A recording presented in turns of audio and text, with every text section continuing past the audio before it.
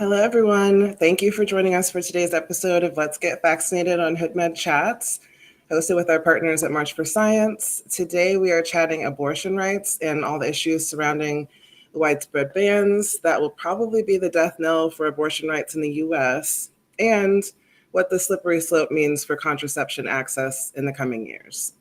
This is also our first podcast of 2023. So please allow us to reintroduce ourselves. I'm Dr. Nisi Hudson, Chair and Science Director of Hood Medicine Initiative. I'm a computational biologist, and I have a BS in biology from MIT and an interdisciplinary PhD from the University of Louisville. I currently work in health equity research and public health communications, and I direct the research division and media group at Hood Medicine. And then with us today, we have Jonathan White. I'll let you introduce yourself. How you doing, everybody? My name is Jonathan White. I am the Director of Policy Engagement for Hood Medicine Initiative. I am an attorney in the state of New Jersey. Pleasure to see everybody. And then obviously we have the rest of our crew here. I'm thrilled to be kicking off this year with one of my best friends and big bro, Dolio Durant. He's also a Hood Medicine co-founder, and he serves as our resident hacker. He got his SB in mechanical engineering at MIT, and he works as a software developer and lead technical instructor at Zip Code Wilmington. He's also one of the lead MCs in the hip hop bluegrass group Gangster Grass. And if you haven't heard of them, please check them out right now at gangstergrass.com. Thank you for joining us, Dolio. Good to be here. Good to be here. And then we also have the pleasure of having Dr. Jay Stallings here with us. He's a board certified toxicologist. He's got 10 years of experience in drug development, and he serves as our environmental health justice director. He has a BS in chemistry and a PhD in pharmacology and toxicology from the University of Louisville. Go Cards. And he works with Hood Medicine to highlight vulnerable communities affected by climate change and environmental injustice. And he develops policy and community engagement strategies to provide resources and advocacy for local populations. So thank you for joining us, Jay. Great. Happy to be here. For those of you who don't know, Hood Medicine is a nonprofit collective of scientists, physicians, hackers, and assorted geeks focused on health equity and reducing the spread of mis and disinformation. And our Hood Med Chats podcast connects health experts and activists to bring real talk and mad science to our communities. Today, we are going to be talking about abortion rights. And so I thought we might just kick it off by throwing it all the way back to last summer when the Supreme Court overturned Roe v. Wade in a landmark decision that signaled the Republicans' resounding success in their long game of stacking the bench across the nation and beginning to erode a lot of hard-won freedoms and civil rights from history's battles.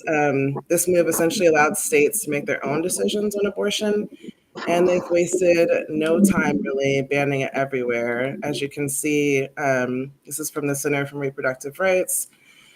This basically shows you which states it's banned in. It's mostly red states, obviously. And right now, in most of these states, the punishment would be multiple years in prison with no exceptions for rape or incest. And in some of the states, not even for medical emergencies. So I thought maybe before we got into the various aspects of how these bans will reverberate throughout history, maybe we'd like to go around and quickly get everyone's sort of opening thoughts on how the erosion of abortion rights has changed their perspectives on America and our jankety healthcare and justice system. So, Delia, why don't you kick it off?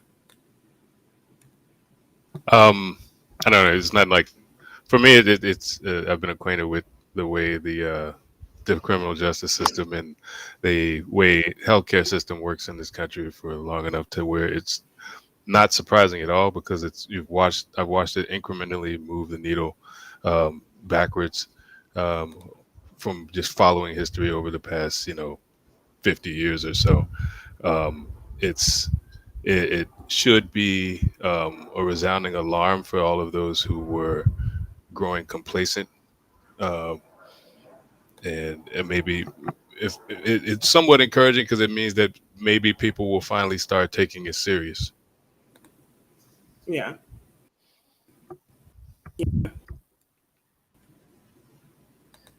Yeah, I think, Dolio really said it well. It speaks to complacency. I think it's much easier to motivate a population who feels like they have lost something versus a population who feels safe and protected. And when Roe versus Wade came down in the 70s, the liberal movement felt very validated and sort of protected by the judicial system and this new validated right, whereas the conservative movement was very energized, and the explicit goal of a lot of groups that have been founded since then was to reverse that decision. Been just, I think, a lot more energy put into that effort than on the other side to maintain the right set forth in Roe versus Wade. I think the craziest thing about, sorry, Shanice, I think the craziest thing about the decision in the Supreme Court is years ago, there was not this groundswell of conservative opposition to the right to privacy and medical decisions for anyone, particularly women. And we've seen how religion and the far right and evangelicals have sort of infused their personal and religious beliefs into political.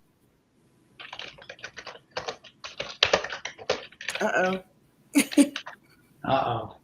He was on to something good. I felt it. Right. There we go. Can you hear me? Oh, sorry about that. We believe for such a long time that this was sort of a sanctified right, that we had precedent in the United States Supreme Court. Every justice that's been nominated since Wade was brought down has agreed that it was set in stone and would never be touched.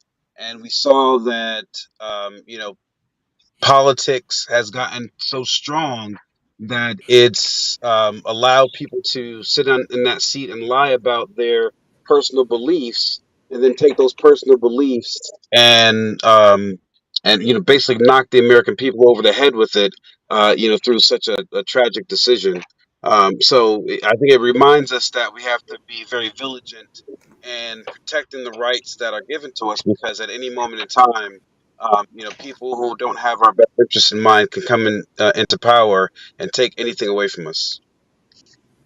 Totally.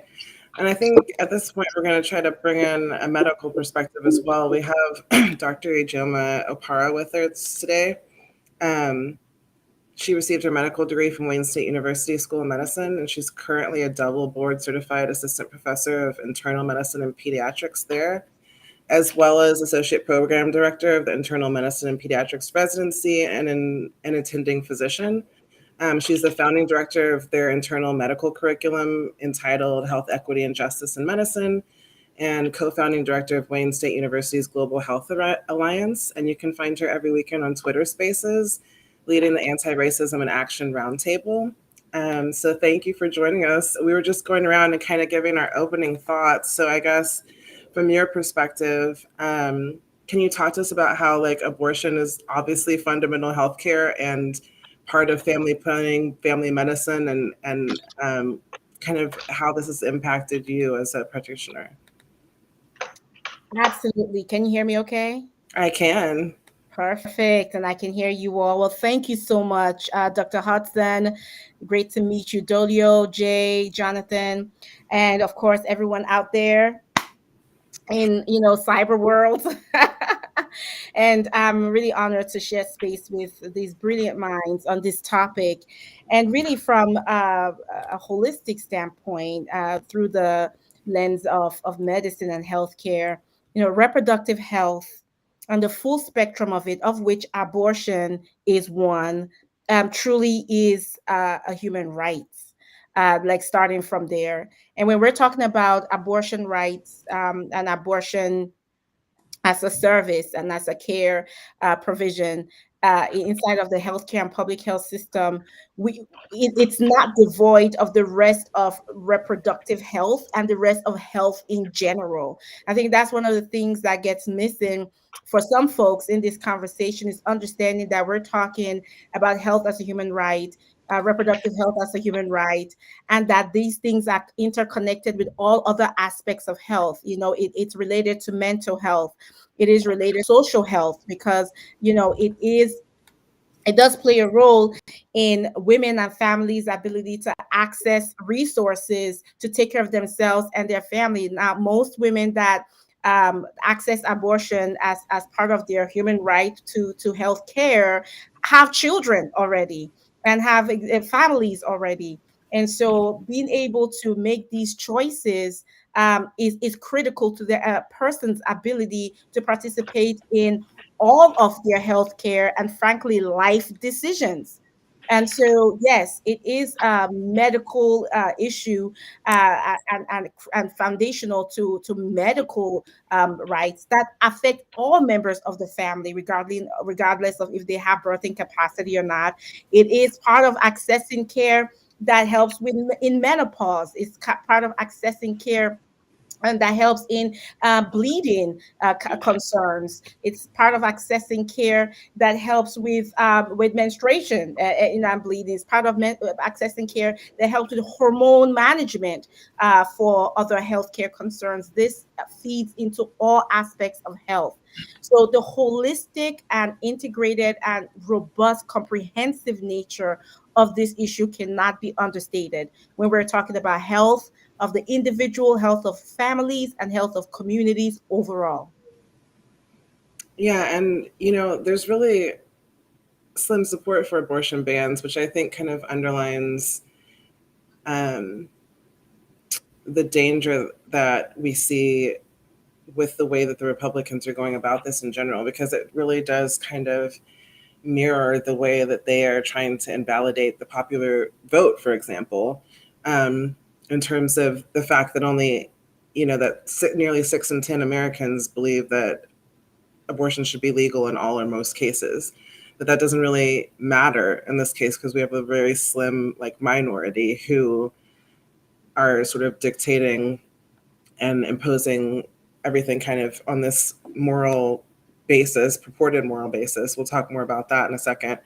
But I mean, Dolio, these efforts are being driven by right-wing extremists, basically, which, is basically in our civilization become the euphemism for modern day fascists, basically, that want to return to days when white supremacy was like the law of the land, which it might actually still be, but they purport these efforts to be about being pro-life, but that's a really hard sell considering that they have complete lack of regard for any substantive policies that could actually improve the lives of infants and children, or people in general for that matter. So what do you think is the real agenda for these collective efforts between the abortion bans, the bans on sex education, critical race theory? I mean, come on.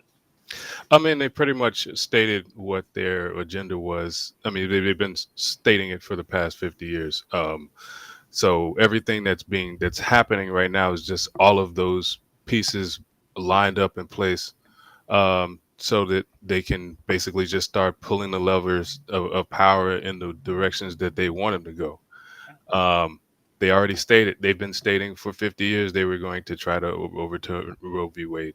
Um, um, the critical race theory, with quotation marks here, because what they're actually banning is accurate American history, is just another slate on their agenda. Um, they're just knocking them down one by one. The thing is that if it was indeed an issue of being pro-life, then they would be, fully supportive of everything else that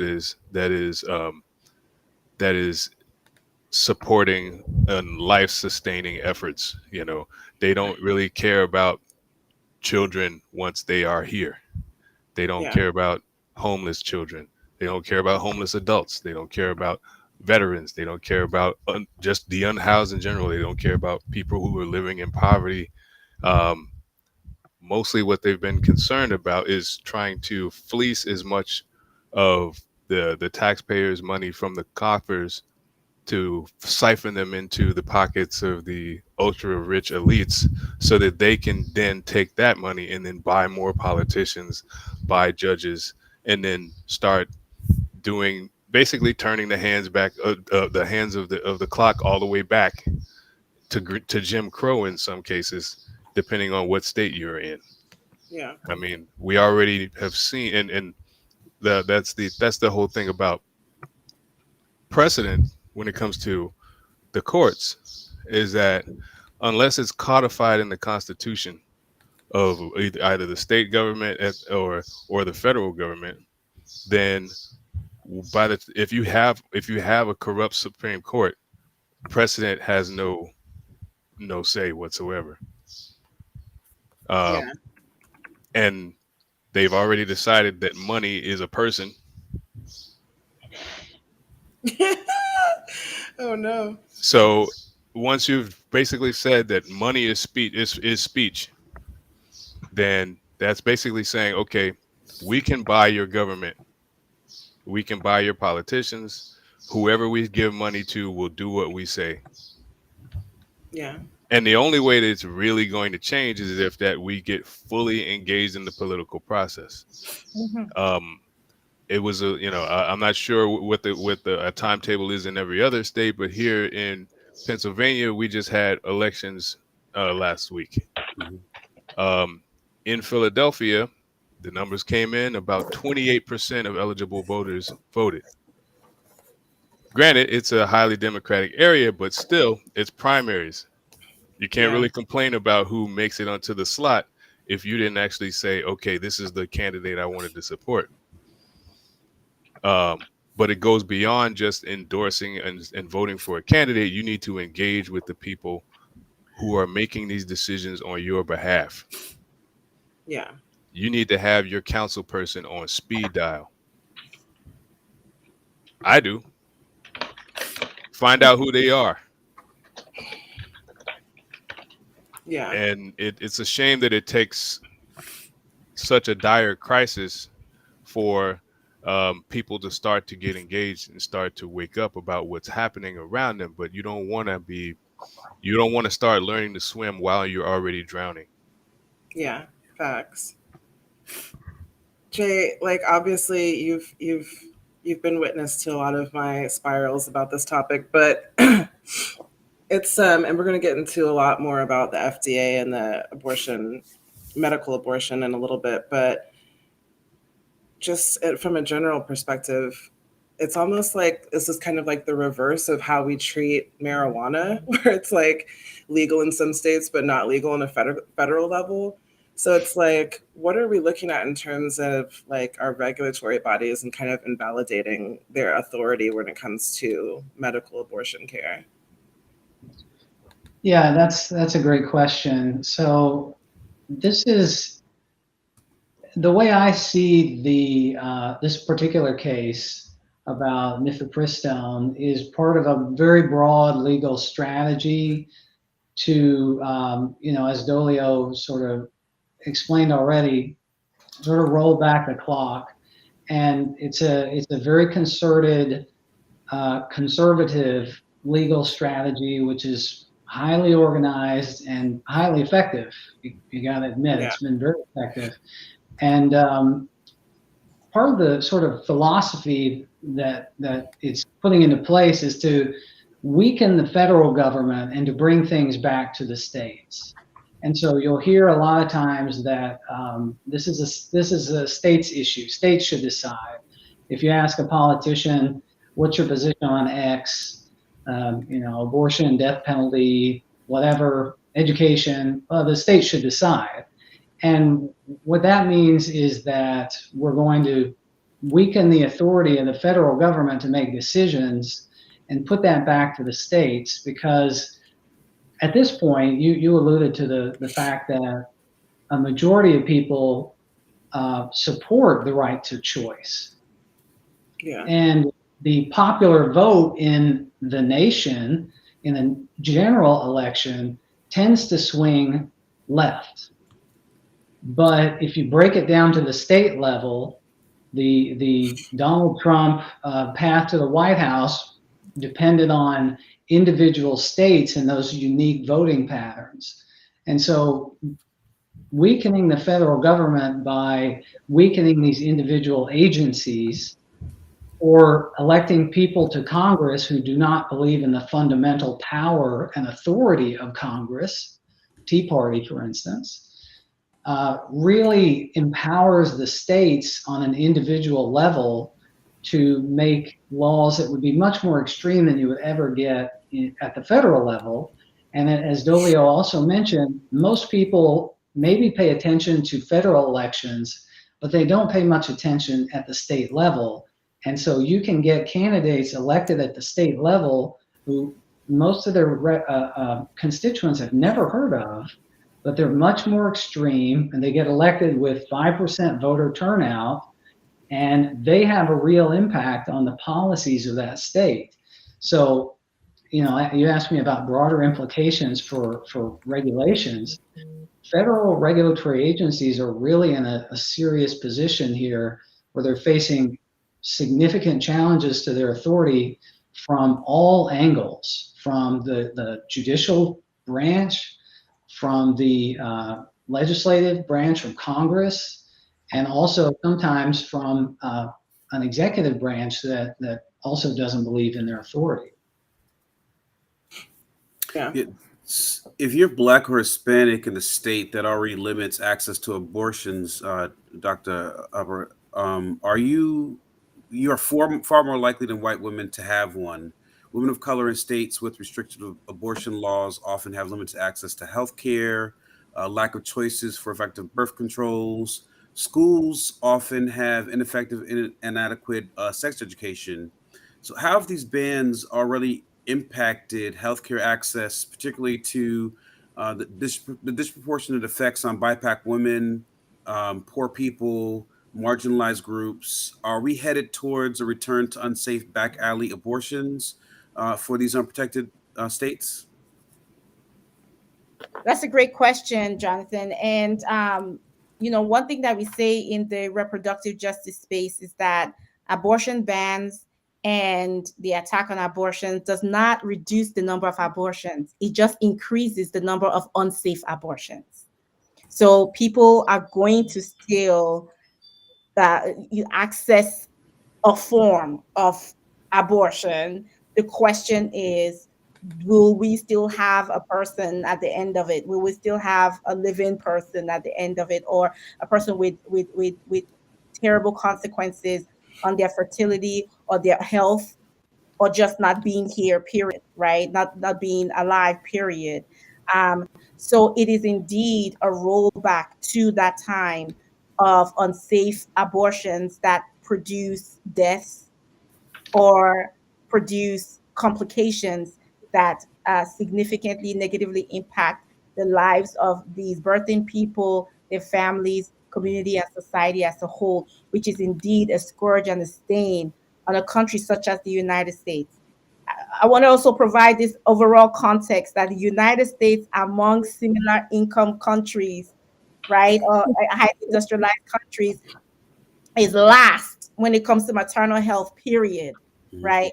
And what is driving that rank number is maternal health disparities. We can't have a conversation to the question, Jonathan, around abortion rights and access to reproductive health, right, without talking about reproduction in the state of reproduction in the US and the disparities around maternal health, maternal mortality, and infant health and infant mortality, and overall health and disparities, period. Where when you're Black in this country, being pregnant raises and you're Black and a birthing person in this country, being pregnant, almost every pregnant person, including myself, asks the question, will I survive this one? Yeah, yeah. And I apologize. It's Opara, Dr. Opara. I know. And when it comes to this question, people with means and resources don't have to worry about this, right? Because people who have the means and the resources, they can fly or drive to another state or country that I mean, provides I some don't know. service. Serena Williams got a lot of money, and she still almost died on the operating table. I don't know. Well, very, very, very true. To your point, absolutely, that is very true. People with me, and so I would like to say white birthing people with means and resources, because when you're black with means and resources, exactly like Serena Williams, like myself, like Dr. I believe it was Shanice Johnson, and a number of other black women who are well degreed, overeducated, hyper educated, not Yeah. over. You can be overeducated, but you can be hyper educated, and well resourced. Once they find themselves within the healthcare system, there's a target on the back that has been structurally placed there by white supremacy. But I want to go back to pieces, because all of this is interconnected. What Dolio talked about, what Jay talked about, this has always been about power. Yep. Period. Always. And that's why, as Dr. Hudson talked about, these things are not happening by themselves independently. They are also concurrent with attacks on American history, world history, just basically the truth, called anti-CRT's attack on LGBTQIA, rights, and all the things that are going on, and anti-trans and anti-gay folks and anti-anyone that's not white, male, able-bodied, land-owning Christian. Okay. And it's all going back in time. All of that is for power. So no, they don't care about life or the living. They don't care. It's none of that. That's all narrative, right? When we know that pre-Civil War, and this also comes back to the whole federal and state rights thing, which we know this whole business with federal and states is out of slavery. There's really literally no policy in this country or law that you can't trace back to slavery. Amen. And Facts. and so when we recognize that connection pre-Civil War, half of the folks that were taking care of reproductive health in this country were basically black midwives. The other half was indigenous and whites. So abortion has always, I think this is an important internalization for us, being part of like the reproductive and health and public health, even before those things were like formal fields. We now call them healthcare and public health, but the then healthcare infrastructure of the country normalized. It was after Civil Rights Act and numerous other sort of progressive acts that took place when it came to civil rights in this country that all of a sudden those white, male, able-bodied, Christian, unowning folks perceived these change as threats, and whatever effort they could take to then achieve power, all of a sudden abortion became that linchpin amongst others. The last quick thing I would say, because Brother Dolio mentioned about being active in the political process, which is a absolute yes and amen. The opposition also knows that, and that is why we don't have, like some countries, election day being a public holiday so everybody can go and vote and participate. That's why we have poor folks that have 5-6 jobs and can't afford to take time off to go vote, or have the time to call the council person or the other or anybody else that's representative in their community. Unfortunately, the United States, what is supposed to be the bastion of so-called democracy, is not, but supposed to be, right? Is unfortunately the place where it is expensive and is a privilege to actually participate democratically. I can take time off and go vote because I have a kind of job that I can do that. I'm in charge of my hours and my time, right? I don't clock in and clock out. People can do that, but to do that to that single parent with 6 children and taking care of their mom and parent and other members of the community, the really foundation of our neighborhoods, that's a challenge. It's a privilege to participate in the political process, and by design. For sure. And they're making it harder as we speak. As we And trust speak. me, I don't believe for a second that these Death Eaters are worried about preservation of human life, born or unborn. There's certainly a supremacist aspect to this that they've made no grand efforts to hide in terms of their rhetoric and propaganda. And if that's like not scary enough, there's some serious like data privacy issues at play as well, for those desperate enough to go around the system to find abortion care.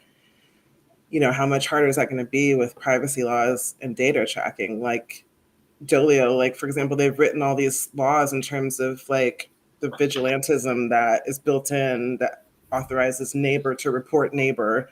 There's already concerns around like period tracking apps, shopping records, other data that is accessible to authorities now that they've criminalized abortion seekers and doctors. So it's like, not to be conspiratorial, but aren't these the exact same steps that someone would take to kind of insidiously build the foundations of an even more authoritarian leaning society? Yes, I mean the infrastructure is there.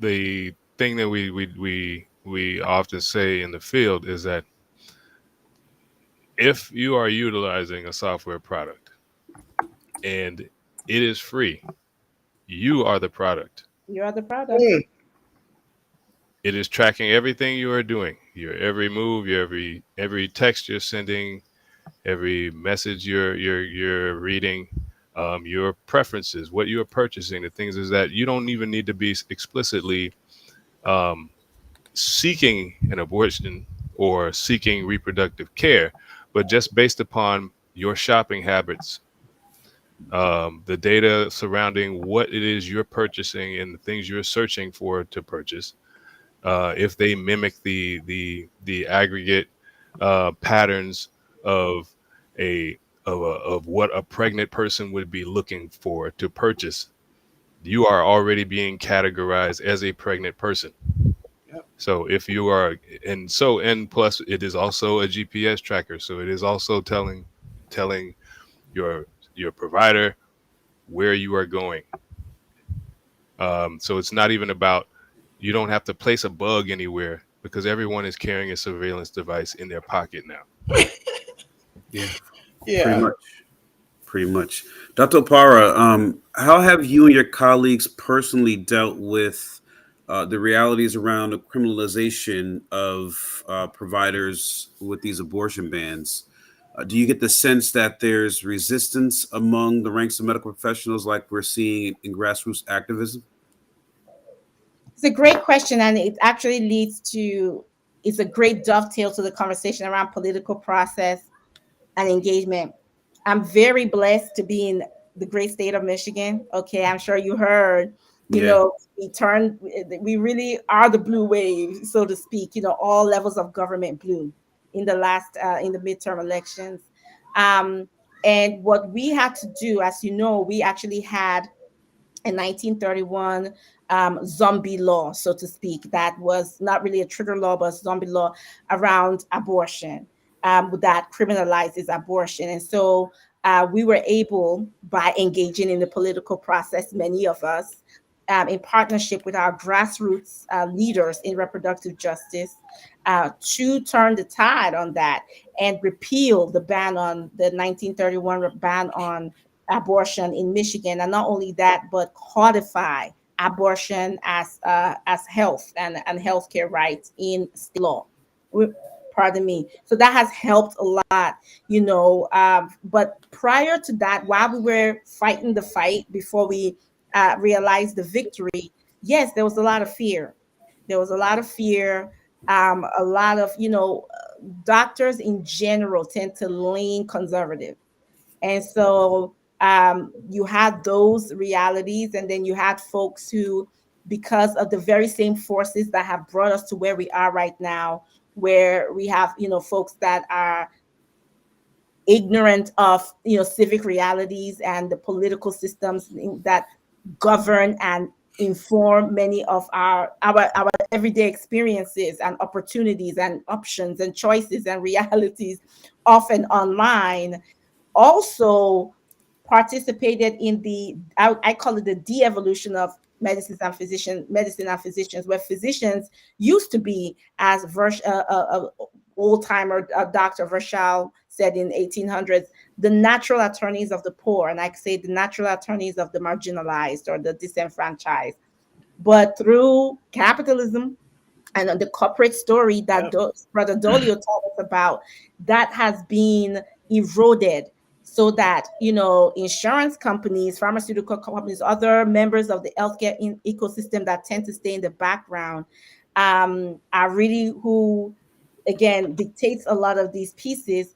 Organized medicine hasn't helped themselves with the AMA, the American Medical Association, unfortunately, being an arm of white supremacism Yeah. historically. They are trying now to get it right. So shout out to the leaders in health equity, health justice, in the AMA that are doing great work, and really trying to move the needle of organized medicine. But that history is very, very recent and still haunts a lot of the pieces of what we're talking about here. So you have folks that were scared, you had folks that were clapping, applauding the opposite direction, that luckily we didn't go in that direction.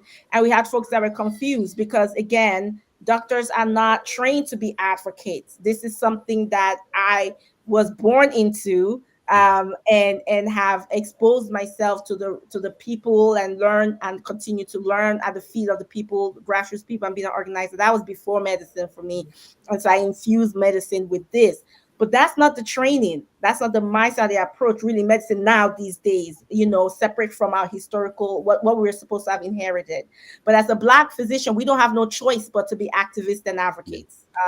And so that's what we do. So I would say, Jonathan, that we're very fortunate here in Michigan, and that those of us that do participate in the political process and have the privilege to do so, right, we're able to collectively bring about the change that we have so that we are protected. But our colleagues in many other states, not so much.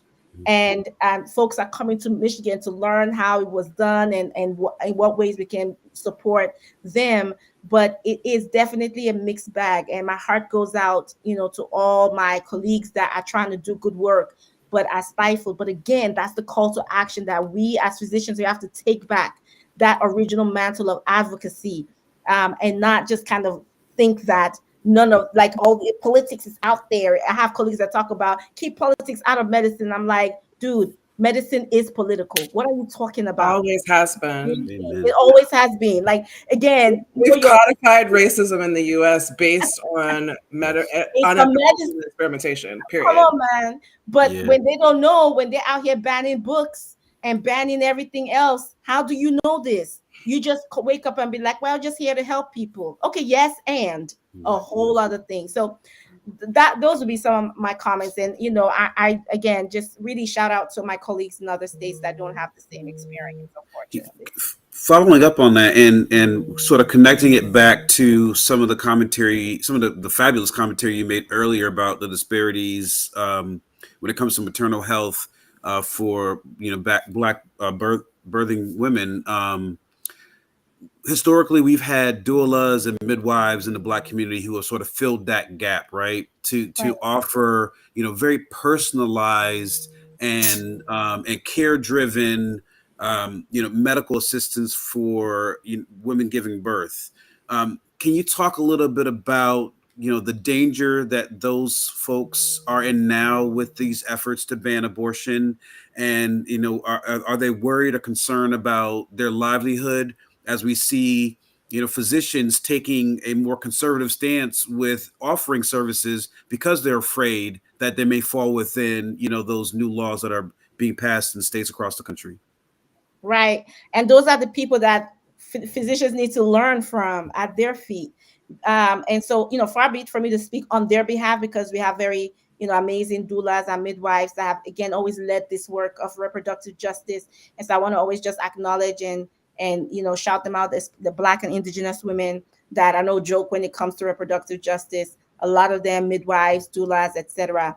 So yes, they are absolutely part of this, ecosystem. But I would say that they are probably leading with more courage and commitment than the rest of folks, because I think all their work is steeped in courage and their closeness and intimacy with their clients and patients cause them to indeed just move differently, in this space. But they're absolutely also at risk, like all abortion providers in these areas where it's illegal are absolutely placed at risk.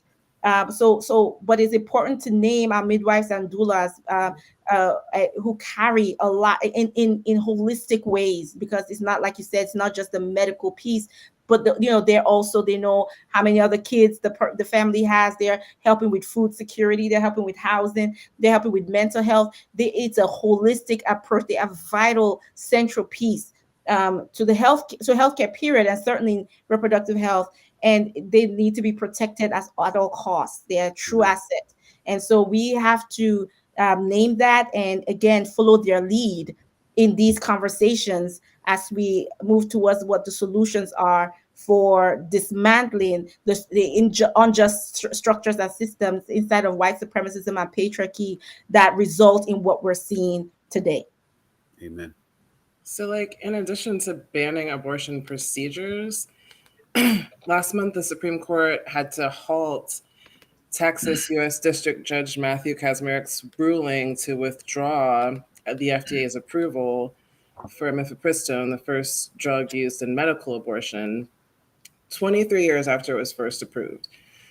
So this is, this kind of mirrors the abortion ban map, but this is where this drug is approved and banned based on all the new laws.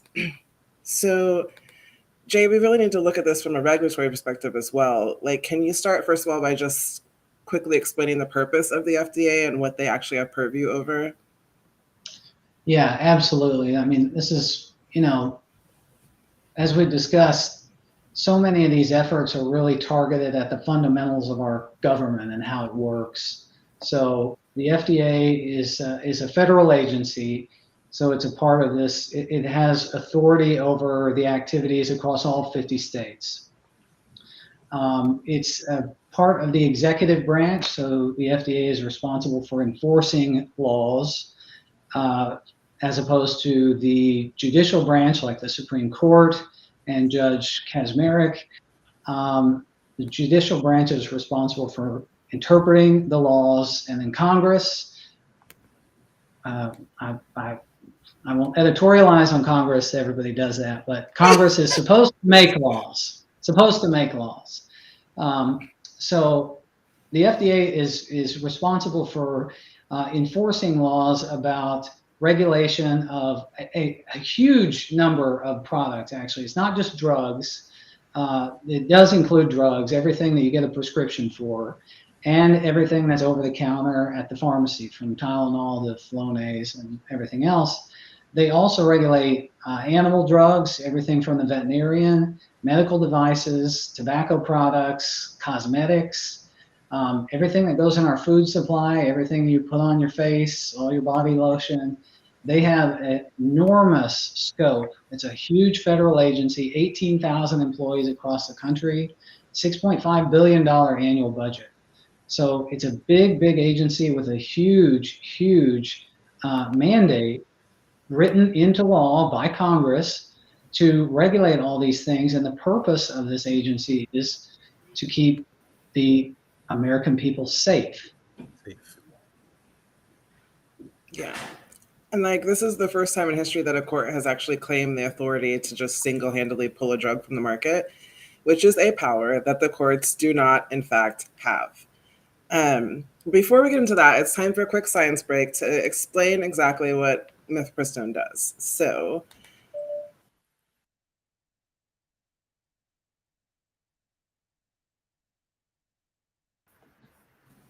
mifepristone is one of like two medicines that you have to take for medical abortion. The other one is misoprostol. So we'll first look at the difference between this drug and Plan B. So as we all hopefully know, eggs are stored in the ovaries, but they're only viable for up to like 24 hours from their release. And fertilization can only happen in that time frame. So as such, like, sperm has to be present in the fallopian tube during that window in order to fertilize the eggs. But sperm can live in the reproductive tract for up to 5 days. So having unprotected sex at any time during that 6-day fertile window, 5 days before and on the ovulation day, can potentially result in fertilization. And that's just Sex Ed 101, which we are going to stop teaching to the children, apparently. So Plan B actually kind of helps delay ovulation so that sperm and egg can't meet. So you can take the so-called morning after pill up to 5 days after unprotected sex before pregnancy has a chance to happen. But morning after pills don't cause it if you're already pregnant. So this is like kind of the fundamental difference between the drug they're trying to ban and like this over-the-counter Plan B. So there's one type that you need a prescription for. It works the same way as Plan B, but it's more effective, especially for people that weigh over 165 pounds, because we've talked a lot about how Plan B isn't necessarily as effective. But when we're talking about mifepristone, which is the drug that they tried to ban, it blocks a hormone called progesterone that's needed for a pregnancy to continue. So then when it's used in conjunction with misoprostol, it ends the pregnancy through 10 weeks gestation. So you block the progesterone first, it ends the pregnancy, then you take the second drug, which causes contractions that then expels the embryo from your uterus. And so these medicines are actually what they refer to as abortion pills. And they have been a safe way to have abortion for the past 2 decades. So it's insane that they're trying to ban them now. So I guess, in terms of like the potential negative outcomes of a federal ban, Jay, I mean, what are like the wider implications there? Yeah, the implications are significant and really unprecedented. As you already said, this is the first time any court has overturned an FDA approval. It is remarkable. I work on FDA regulated products every day, and I can't fathom that this would work. I mean,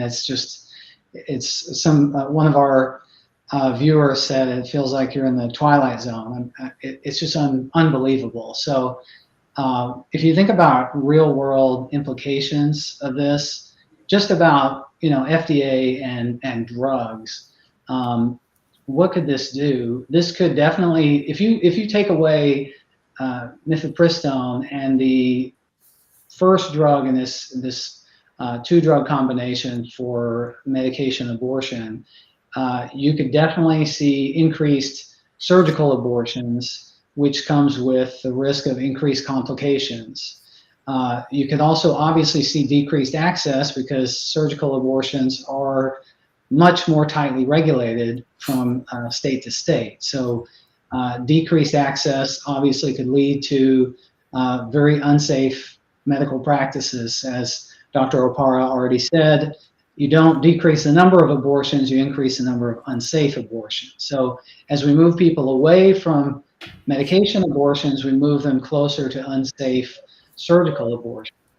We could also see more medication abortions using misoprostol alone. That is also an option using a very high dose of that drug, but that also comes with a higher risk of complications. So the implications, just considering the drug itself and the FDA implications there of women's health, are extremely severe, and they all lead to negative outcomes. Dr. Opara, through this attempted invalidation of its FDA approval, though this attempted invalidation of its FDA approval was temporarily thwarted, what's the actual impact to patients who have lost access to this safe and reliable early-term medical abortion option in states where abortion bans have been implemented? Right, absolutely. Just pretty much Jay has outlined it beautifully. That it has had that decreased access, which again, when we try to control and ban, decrease access to whatever it might be, abortion, you don't really change the numbers of abortion. You actually just increase the likelihood of complications and negative outcomes like death and other, again, medical complications. The other piece that we don't talk about, I want to introduce the mental health piece, and also again the sort of negative impact on the political process it's overall. I mean, we have the idea of democracy, we don't have real democracy because, as Mm. Jay has really said, Dolly has, everyone has said in this space, majority of folks are in support of one thing, but the government be doing another. Like, what is this disconnect? We see the same thing with firearms, right? And Yeah. common sense gun laws. Majority of folks support common sense gun laws. That's not what we're seeing over here. So understanding this disconnect and this sort of like this oligarchy of folks with money and corporations that truly running things, and that's again a larger conversation. We see therefore the inequities widening further, like erosion of trust in your government to take care of you and your needs, and other people around that are supposed to be represented by government. So it's like, if the government is doing this, does that mean that are they reflecting what my neighbor thinks about my ability to choose for myself and have access to good health and good health outcomes? And so there's this sort of like psychological mental health impact in sort of your trust in your community, society, government, and all these pieces. And again, your trust in the process, and going back to Dolio's call to action about being engaged in political process, we already established that that is a privilege. But for those that do want to or may be able to participate, there is hesitation because look at what the so-called government is doing. Even though it's a catch-22, it's like, well, but if you don't participate, then it's more likely other folks, the will of other folks gets represented. And so it's a vicious cycle that can be quite, I think, traumatic. The whole thing is traumatic. This is a traumatic place to be. The uncertainty. I remember when the decision, when Roe v. Wade was struck down, right? Dobbs v. Jackson was put in place. I remember asking myself, because we have 3 children, and I was thinking about, we were thinking of maybe having one, and I was just like, should we? I'm 41. Anything can happen. From a reproductive standpoint, them eggs a little different. So at 41, so there were some challenges. What are my options? So that it was burdensome. I remember sitting on the floor of my living room, staring into space for like an hour before a colleague called me to be like, girl, did you hear what's going on? I could just panic from a personal and professional and sort of communal standpoint. So just really thinking also through just the trauma, even though it was a temporary stay, but just that it happened, and just on the backs, like this back to back, you got Roe v. Wade that eroded, then you got what's going on in your particular state, then you got this, the mifepristone deal. It's just like, stop, what is going on? I'm a person, can I decide about me? You don't even know me, and it's very, very traumatizing. And so I think the mental health piece and the impact that it has on, well, for some, yes, it invigorates us to get involved in political process. For some, it's trauma. It's like, I don't want to go there because they don't care about me, and also, does it even really matter, at the end of the day? And it's dangerous. This is the dangerous place to be as a society. It's a dangerous place to be as a society. So for those of us who can, we must continue to make all the noise, be engaged, participate to the fullest, and give the people that are counting on us being daunted and discouraged and overwhelmed and fatigued to not participate, in order for them to secure their power hoarding like efforts, give them a run for their money. Yeah. And like we mentioned previously, Dolio, there is like a sort of white supremacist fascist aspect to this, and the fact that a lot of their propaganda is about replacement theory and increasing births for white Americans. It's not just about abortion right now. What are your thoughts on that to start with? Well, the key part of it is the idea of first it was the idea of population control. The main argument about against we start talking about immigration. The main argument against immigration is that there's no more room at the end, so to speak. But at the same time, you're looking at labor shortages. Mhm. But the problem, their main problem when it comes to immigration, has to do with the projections about I guess, people of European descent becoming a minority when you collect all of the quote unquote minorities together within the country. So they feel as though they're being replaced by people who they deem as not well. First, it's that they first deem that they're not as American, but really what they believe is that people who are not of European descent are not Yeah. human. Yes. So, Facts. That's Right. so But let that sit for a minute, right? Right. Like this isn't about like them not wanting us to be the Little Mermaid or in Star Wars or whatever. They don't want us to be alive. right. So they're rallying against things like, because it's not just abortion, it's also contraceptive care, and birth control that they're trying to go at. That's the next thing on the slate. Uh-oh. They want you to not be able to control when you have children, because it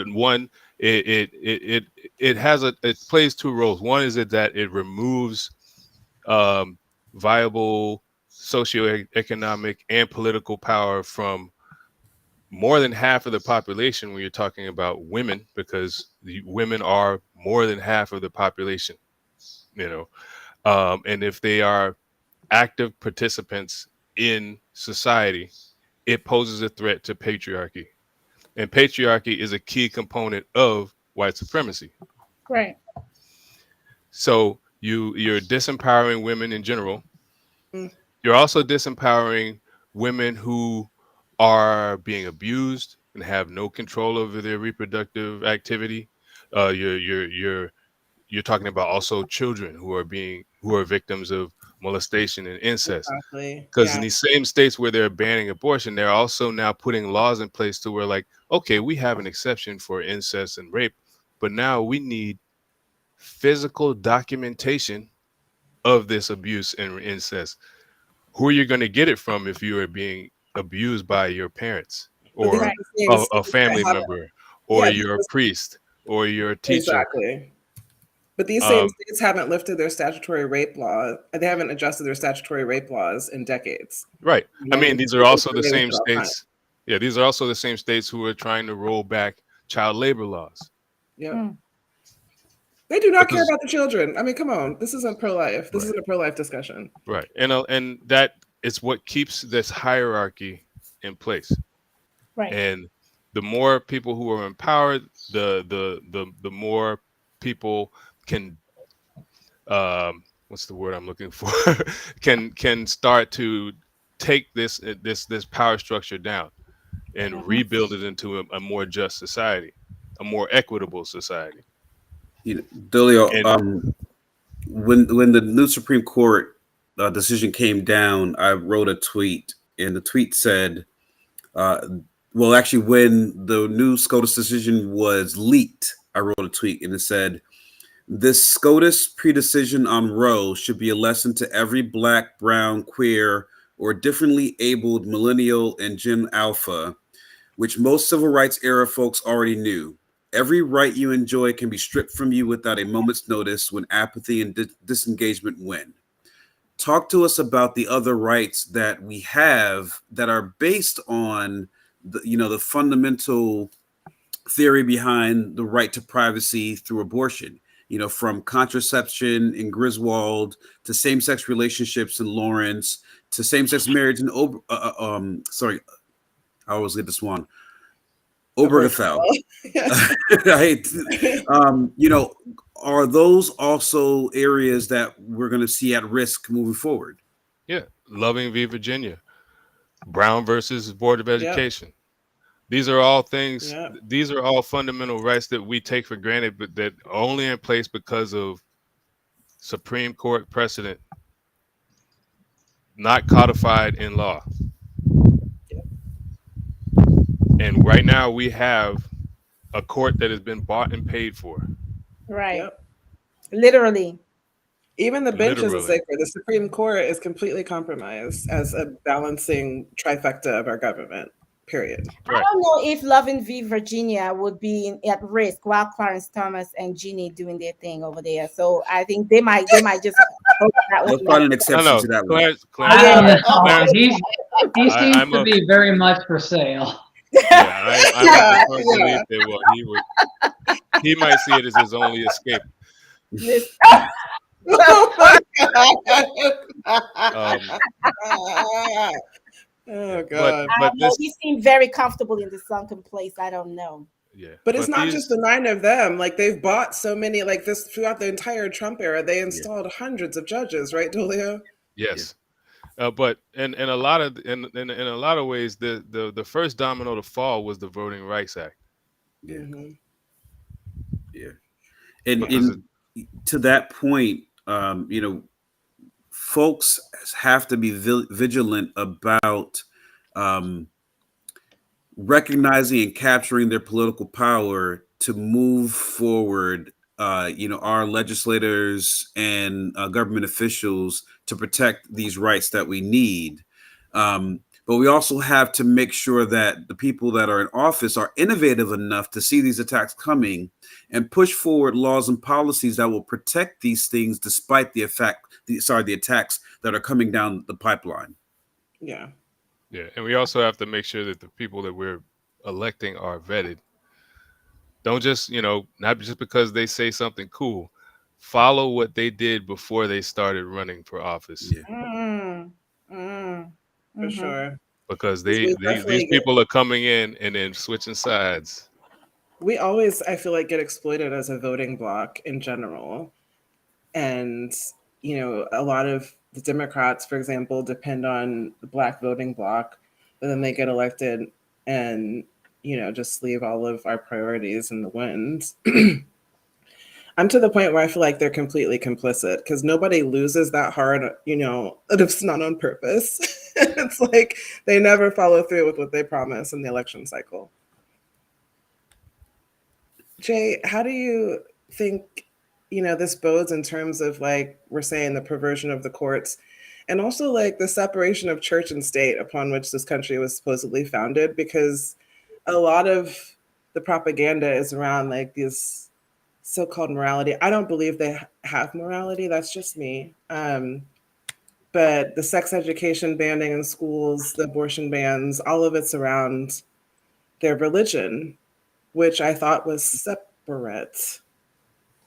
Right. Yeah, I agree. I mean, during the, Dolio mentioned vetting, and during the Supreme Court confirmation process, potential justices are always asked about what role their religion plays in their jurisprudence. And, they always opine sort of vaguely about this, but it's very clear with the new supermajority that religion is playing a significant role. And, the writing is there clearly. So I think that, we've talked about the Roe versus Wade. We're looking at mifepristone now. These, Jonathan was talking about these decisions that are specifically based on this right to privacy, which are really prime targets for the morality police, for this conservative movement to go after, gay marriage and so on and so forth. So just based on this one judgment alone about the FDA, you could have decisions following up about contraceptions, both the pill and something like a condom or a diaphragm, which are also regulated by the FDA. So if one falls, then everything can fall. Hormone therapy, fertility treatment. So if they want to regulate reproduction, they could do that. it's just, I think that these conservative beliefs are really playing a significant part in pushing policy actions right now, not just on women's health, but also on, anti-LGBTQ actions and everything else. And, Shanice mentioned already that the left is complicit in these actions. I feel like our politicians sometimes, when I feel sort of doom and gloom, that they just get elected so that they can get on the news and make some money from their name, image, and likeness. And the only things that really get done are these sort of extreme, hardcore culture war issues, which are really focused on these morality clauses. So I don't. Those are the things that get people to the polls, unfortunately, and we need to find some way to reverse that. Yeah. Before we wrap up, we want to get everyone's perspective on the bigger picture, and then we'll have final thoughts. Dr. LaPara, how important is sex education and birth control going to be in the coming years until we figure out how we're going to push back on this assault on civil liberties? It's going to be critical, and I would tell you, as proud as I am of my state, that the great state of Michigan, this is an area that we need to certainly step up, and to be able to provide sex education, reproductive health education as part of an overall health education strategy is going to be really critical and protective too. Right? Because when we have children who are a vulnerable group, they shouldn't be, but are unfortunately placed in that position, who are also vulnerable to abuse and sexual assault, etc. We know that children that have language and have understanding of healthy human sexuality, they are less likely to be victimized because they have language. They're able to talk about what's going on. They're able to advocate for themselves. Again, we wish that they're not put in that situation, but this is the reality that we're living with. So looking at it through a robust lens that also includes the fact that arming our children and families with information is power, knowledge is power, and it's power to do what? To advocate for yourself and others. It's power to change, right, our community, our society, to create the world that we're looking to create. We cannot do that uninformed. We cannot do that being ignorant.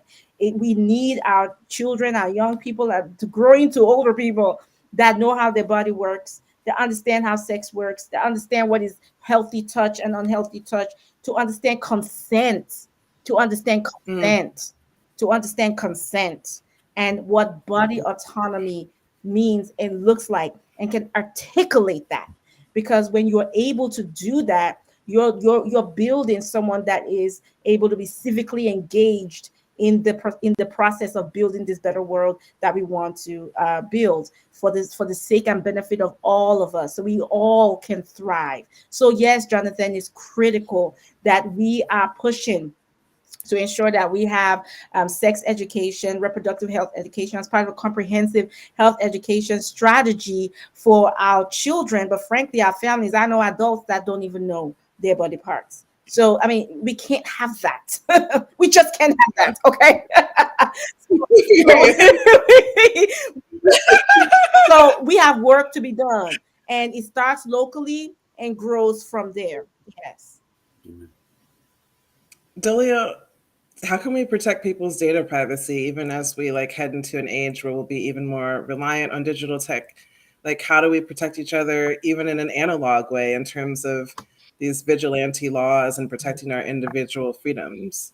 Honestly, that's a much longer conversation, but it totally is. But in the context of abortion rights, I guess. I mean, unfortunately, a lot of these apps that you would find useful for things like tracking your menstruation and your cycles and things like that are, depending on what state you live in. Check the laws in your state. If it is one of these repressive states, then delete that app. Don't use it. Um, be very wary of what your shopping habits are when you're doing things online. Make sure you use a VPN, um, so that you can Like, are we to the point where people are gonna have to buy their tampons with cash? You know what I mean? Like, how far does it go? if you live in Florida, probably. Um, Probably. um, Yeah. yeah, I mean it's getting to that point. You're gonna have to be more protective of your data. Um, a lot of online activity is going to have to be, you know, dialed back. To be honest, it's just that because we know that these people are collecting the data. Uh, I know because I'm the person that parses through this data.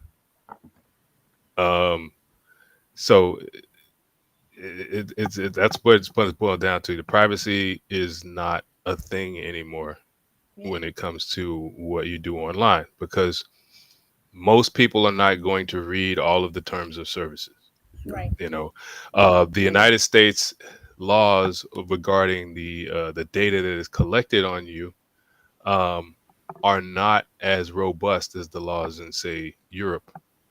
In Europe, you have to give consent for every piece of data that is collected on you. Not so much here. You pretty much as soon as you go into whatever search engine you're in, or if you're using an email provider that you're not paying for,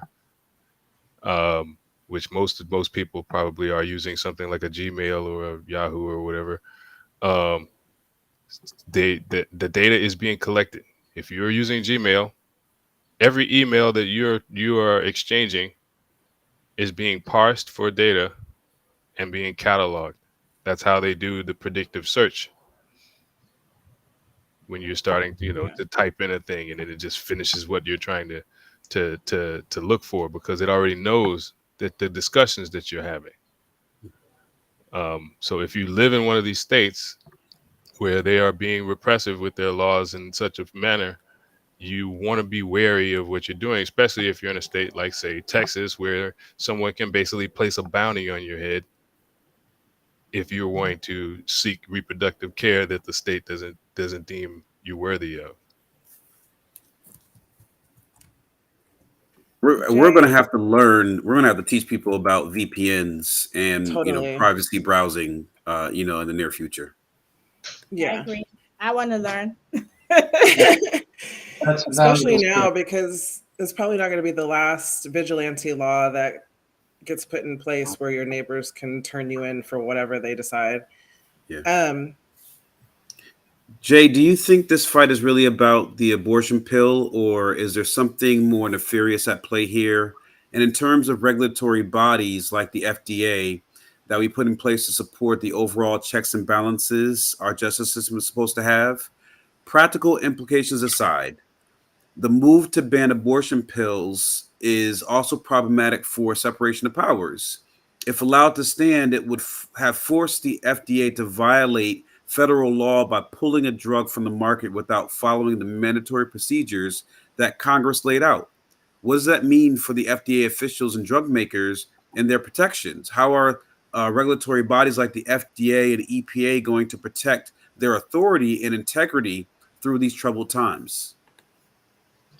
Yeah, that's well said, Jonathan. And I think the bigger picture here, we've already touched on this, the structural elements of white supremacy have some roadblocks in place, and there is a concerted effort to remove some of those roadblocks so that we can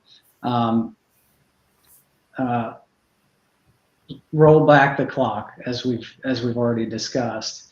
And so, in my view, this recent legal action around the abortion pill is part of a very broad, concerted, and highly effective legal strategy to challenge the authority of the federal government, the executive branch specifically. So the conservative side calls it the administrative state. We're tearing down the administrative state. The last big Supreme Court decision was West Virginia versus the EPA. when the Supreme Court significantly weakened the authority of the EPA to regulate emissions. But the implication was that federal agencies, the authority of a federal agency was curtailed dramatically.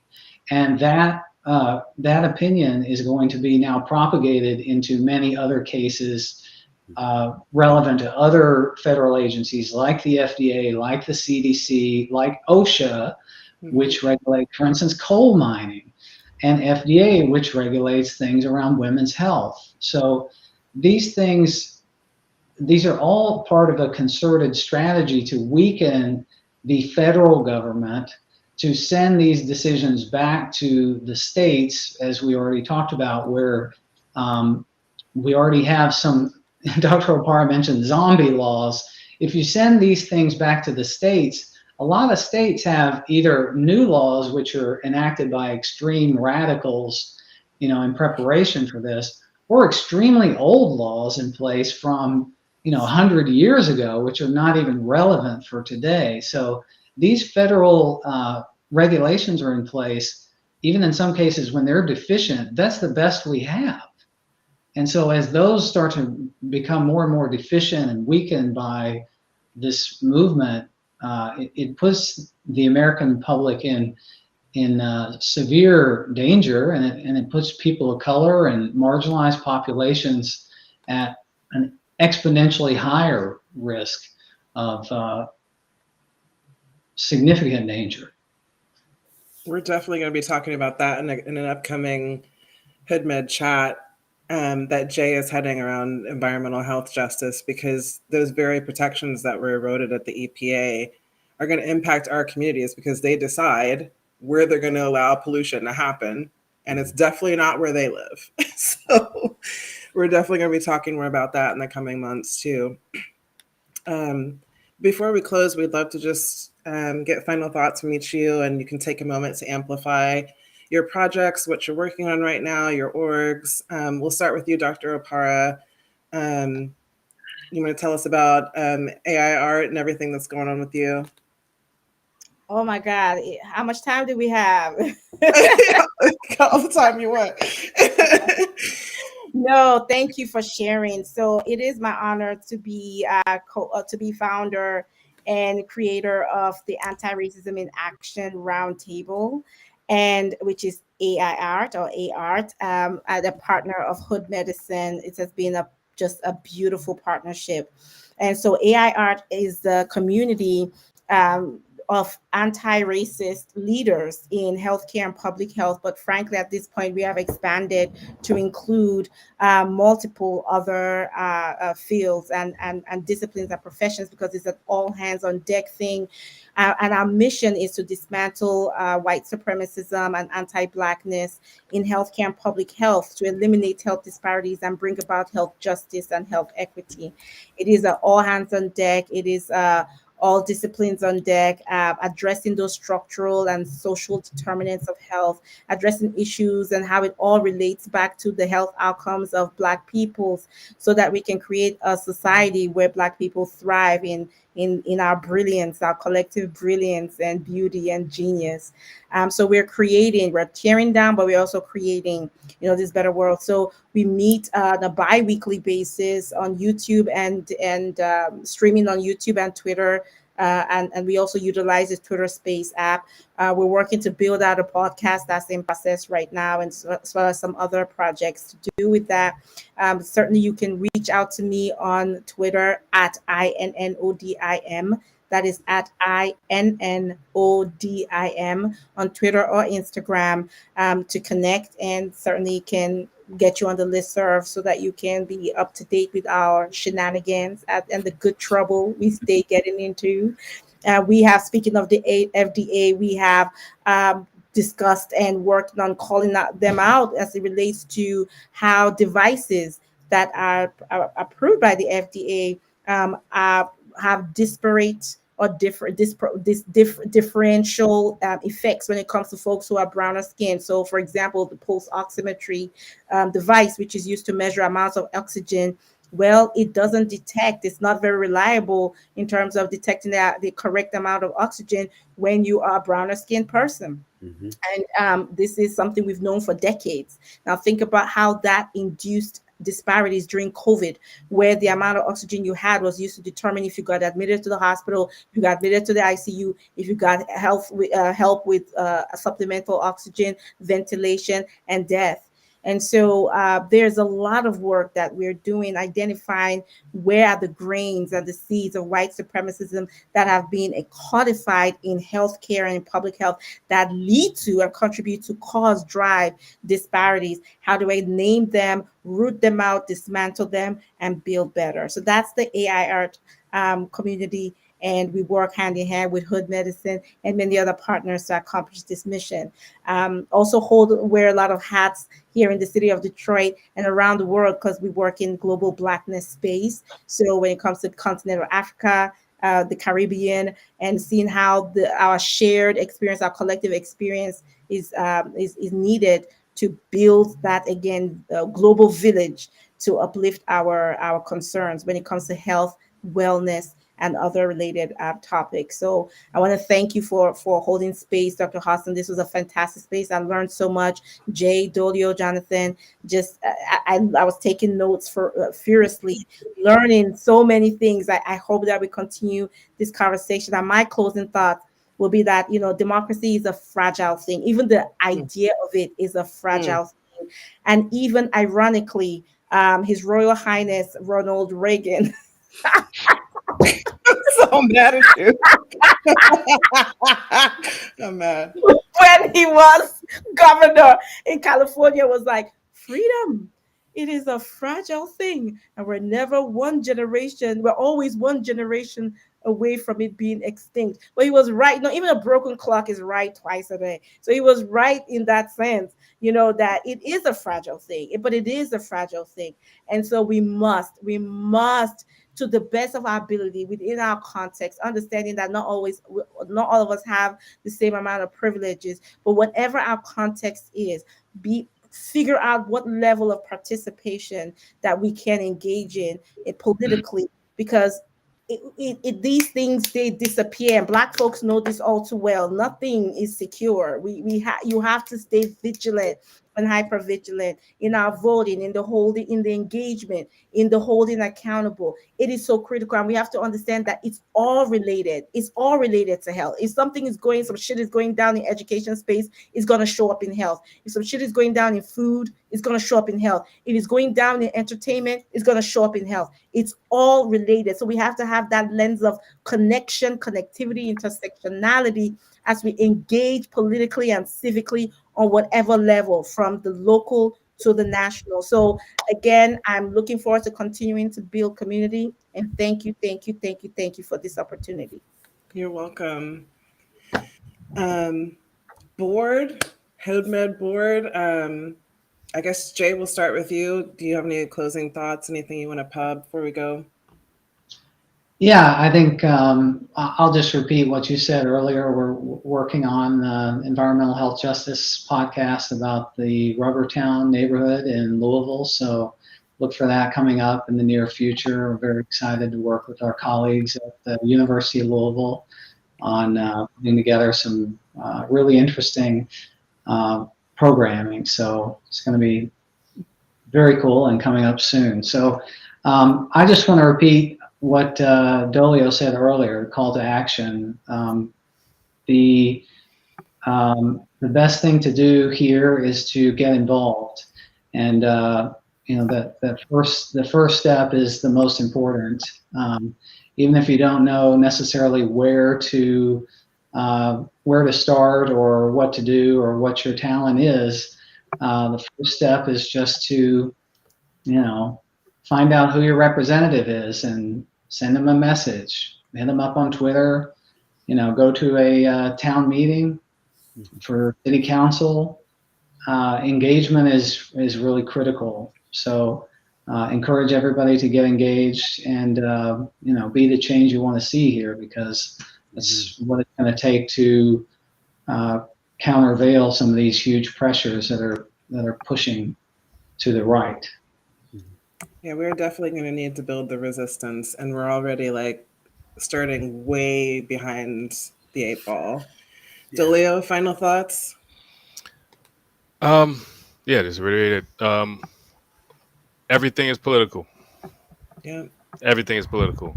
Science, technology, education, health, environment, everything is political because there's somebody making those policy decisions that influence what all those things are doing.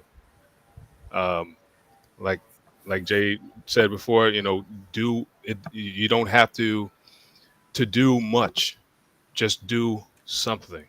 Mhm. Just get involved at the local level because every massive problem you see at the federal level started somewhere at the local level. They all had to work their way up that chain before they got to that big pot where they're crapping down on everyone. Yeah. Um, Other than that, just want to send a shout out to the Western State Center, the Braver Angels, and Oxfam. Cool. Jonathan? I just want to thank everyone for joining us today. To thank our listeners for tuning in to this episode of Let's Get Vaccinated on Hood Med Chats, hosted with our friends from March of Science. At Hood Medicine, we bring you real talk and mad science so you can make the right decisions to keep your loved ones safe. Please follow us on Facebook, Instagram, and Twitter to support our effort, donate to our cause, or find out about our next events. Visit hoodmedicine.org or find us on social media at hood_medicine on IG, Twitter, Linktree, and TikTok. Hood Medicine Initiative, all one word, on Facebook. You can also support us through Bonfire at our Gorilla Gear merch shop. And be sure to come through to listen to our expert scientists, physicians, hackers, and assorted geeks on routine checkup with Hood Medicine every Monday morning at 11 a.m. Eastern on the Larry Daniel Favors Show on Sirius XM Urban View, channel 126. Thank you again. Stay safe, get vaccinated and boosted, and remember, we all we got. Show. Thank you guys so much for joining us. We'll see you next time.